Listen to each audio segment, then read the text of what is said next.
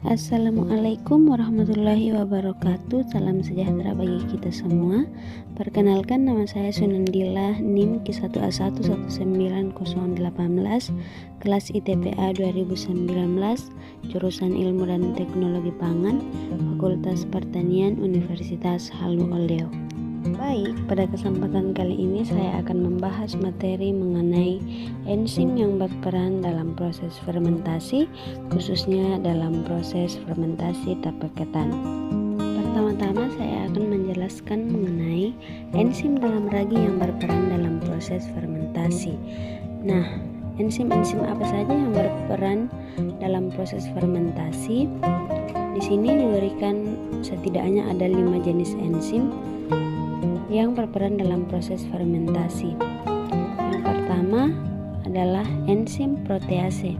Nah, enzim protease sendiri memiliki fungsi yaitu dapat melemahkan protein tepung sehingga dapat menyebabkan terjadinya berbagai perubahan pada susunan dan sifat-sifat adonan. Walaupun begitu, protease dalam ragi segar yang normal adalah enzim intraseluler, enzim yang tidak sanggup menembus selaput sel.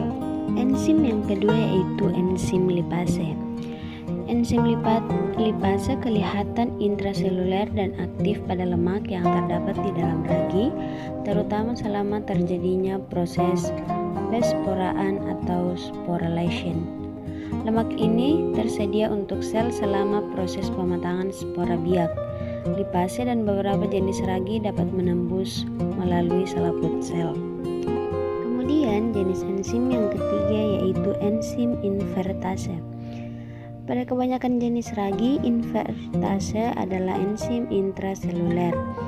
Invertase mengubah sakarosa, gula tebu yang masuk ke dalam dinding sel menjadi glukosa dan fruktosa yaitu gula sederhana. Gula ini akan meresap menembus selaput. Kemudian selanjutnya enzim yang keempat yaitu maltase. Enzim ini terdapat dalam ragi, memisahkan gula maltosa menjadi 2 bagian dextrose. Enzim yang kelima yaitu enzim zymase.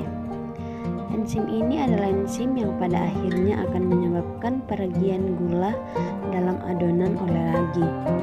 Enzim ini dalam produk roti, jamur dan bakteri tertentu juga dapat menghasilkan alkohol. Namun di sini yang akan kita bahas adalah enzim yang berperan dalam proses fermentasi tape ketan yang dihasilkan oleh mikroba Saccharomyces cerevisiae yang terkandung dalam ragi, yaitu enzim amilase. Apa sih peran dari enzim amilase? Nah, saat fermentasi berlangsung, kamir khususnya Saccharomyces cerevisiae menghasilkan enzim amilase, di mana enzim tersebut berperan untuk memecah molekul pati menjadi lebih sederhana seperti glukosa, maltosa, dan dextrin. Sama halnya dengan enzim amilase, enzim maltase juga berperan untuk memecah molekul pati menjadi lebih sederhana yaitu maltosa. Selanjutnya maltosa oleh enzim maltase dihidrolisis menjadi glukosa. Selanjutnya kita akan membahas mengenai sumber enzim amilase. Nah, dari mana saja enzim amilase ini dapat diperoleh?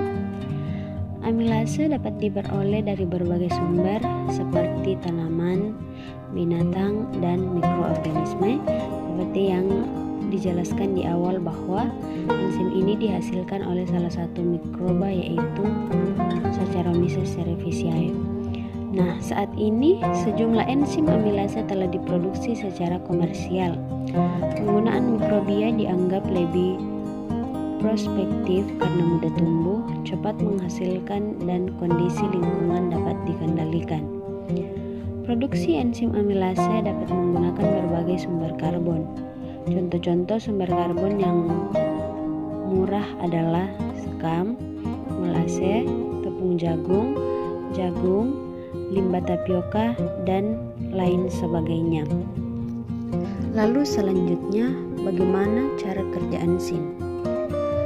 Prinsip dasar fermentasi pangan berpati adalah degradasi komponen pati menjadi dekstrin dan gula.